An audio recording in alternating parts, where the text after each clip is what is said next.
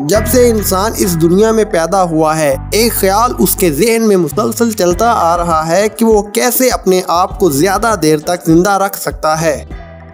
वैसे तो इंसान तवील उम्री के इस प्रोसीजर पर शुरू से ही काम करता आ रहा है, लेकिन आज इस इंसान ने ऐसी ट्रीटमेंट्स और इलाज दरियाफ्त कर लिए हैं जिसकी वजह से वो दावा करता है कि आज का इंसान पहले की निस्बत ज़्यादा तवील और बेहतर ज़िंदगी गुजार सकता है।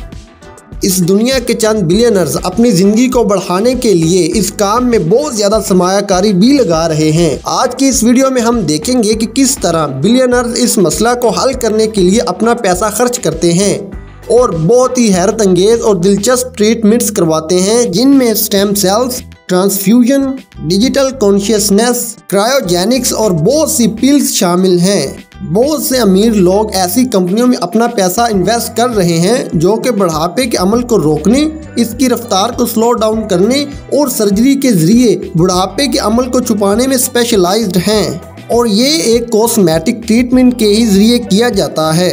इन ट्रीटमेंट्स को करने के लिए मुख्तलिफ कंपनियां मौजूद हैं जिनको मुख्तलिफ बिलियनर्स फंडिंग करते हैं, जिनमें गूगल की तरफ से 2013 में बनाई जाने वाली एक कंपनी कैलिको शामिल है। कैलिको अपनी रिसर्च के लिए सालाना $1.5 बिलियन खर्च करती है।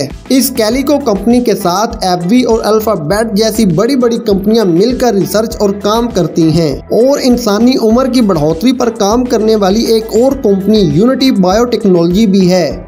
बहुत से बिलियनर इस यूनिटी बायोटेक्नोलॉजी को रिसर्च और क्रिएशन के लिए फंड करते हैं, जिनमें अमेज़न के मालिक जेफ बेजोस और पेपाल के को-फाउंडर पीटर थियल भी आते हैं। रिपोर्ट्स के मुताबिक ये दोनों बिलियनर्स यूनिटी बायोटेक्नोलॉजी को सालाना $300 मिलियन इस काम के लिए फंड करते हैं।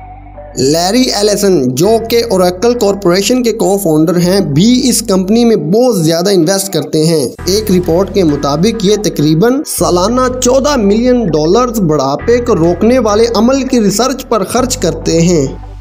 बुलेट प्रूफ के फाउंडर डेव एस्प्री ने अपने एक इंटरव्यू में कहा कि वो एक बायो हैकिंग प्रोसेस के जरिए 180 साल तक जिंदा रह सकते हैं। इस काम के लिए एस्प्री यूरोप में बनाए जाने वाली सप्लीमेंट, जिनकी एक गोली की कीमत $1200 है, की 150 सप्लीमेंट रोजाना लेता है, और इसके साथ साथ उसने अपना जाती जिम भी बना रखा है जिसे अल्फा लैब कहते हैं, जिस पर उसने $7 लाख खर्च कर रखे हैं, जो कि एटमॉस्फेरिक प्रेशर को मेंटेन करके बॉडी सेल्स को रिचार्ज कर देता है।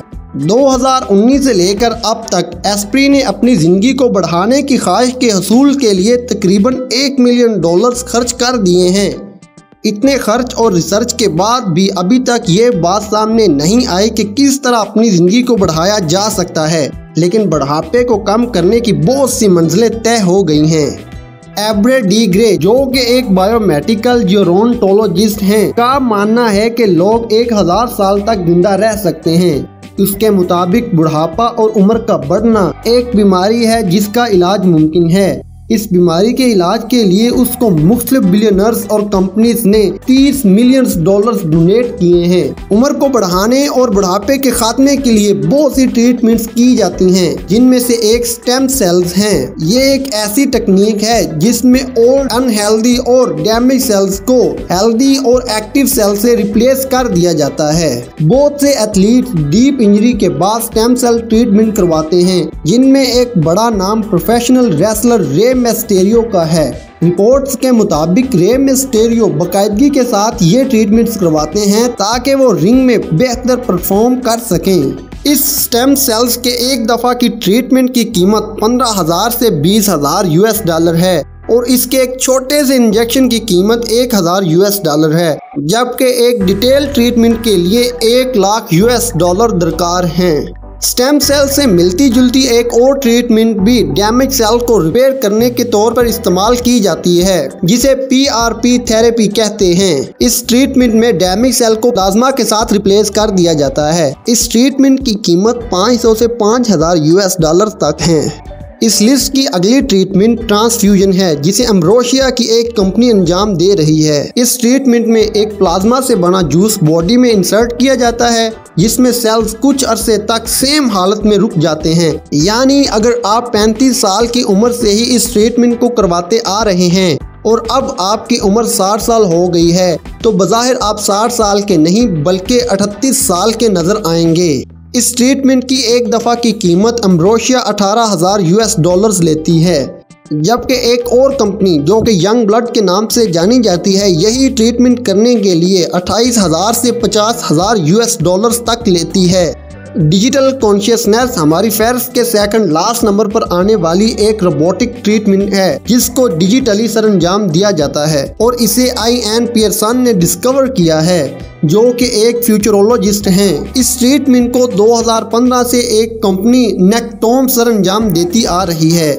इस ट्रीटमेंट में डिजिटली ब्रेन प्रेजर्वेशन पर काम करके ब्रेन सेल्स को एक्टिवेट कर दिया जाता है और इस तरह ब्रेन सेल्स एक्टिवेट होकर डैमेज सेल्स को रिपेयर कर देते हैं। इसकी एक ट्रीटमेंट की कीमत 6,000 से 30,000 US डॉलर्स तक है। हमारी फहरिस्त के आखिर में क्रायोजेनिक्स ट्रीटमेंट आती है जिसको वाल्ट डिज्नी ने मुतारफ करवाया था और अब इस ट्रीटमेंट को एक स्पेशलाइज्ड अदारा अल्कोर सरंजाम दे रहा है। इस ट्रीटमेंट में बॉडी को एक टैंकर में बंद करके बहुत कम टेम्परेचर वाली नाइट्रोजन गैस से भर दिया जाता है जिससे जिस्म कुछ वक्त के लिए फ्रीज हो जाता है और बाद में उसे इलेक्ट्रिकल शॉक्स देकर डैमेज सेल को रिपेयर और एक्टिवेट किया जाता है। अगर आपने जिस्म के किसी एक हिस्से की ट्रीटमेंट करवानी है तो उसकी कीमत 80,000 US डॉलर्स है, जबकि पूरे जिस्म की ट्रीटमेंट की कीमत 2 से 3 लाख US डॉलर्स है। इस कंपनी ने अब तक 1080 लोगों को क्रायोजेनिकली फ्रीज करके उनका इलाज किया है, जिनमें एक बड़े मशहूर एक्टर, डायरेक्टर और प्रोड्यूसर रिचर्ड जॉन शामिल हैं।